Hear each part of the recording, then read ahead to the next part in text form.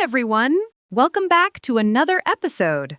Today, we're talking about agreeing and disagreeing politely in English, a skill that helps you sound more natural, confident, and respectful. Exactly. In English conversations, it's not just what you say, but how you say it. Let's start with some common ways to agree. Here are some examples. I totally agree. That's so true. You're absolutely right.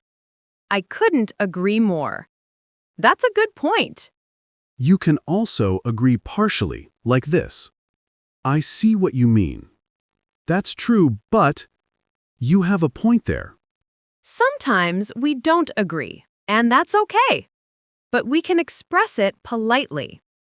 I'm not sure I agree with that.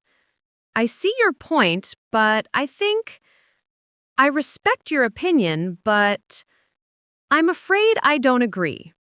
That's interesting, but have you considered?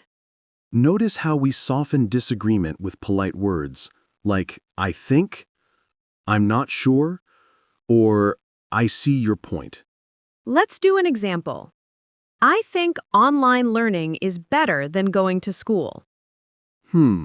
I see your point, but I still believe face-to-face classes help people stay focused. That's true. It really depends on the person's learning style.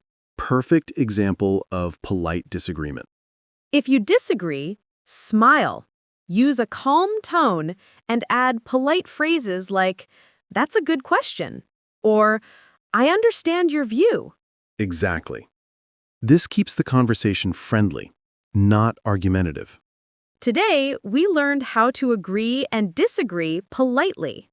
Practice these phrases in your daily conversations or when you watch English videos. Try repeating them out loud. Thanks for listening, everyone. See you in the next episode.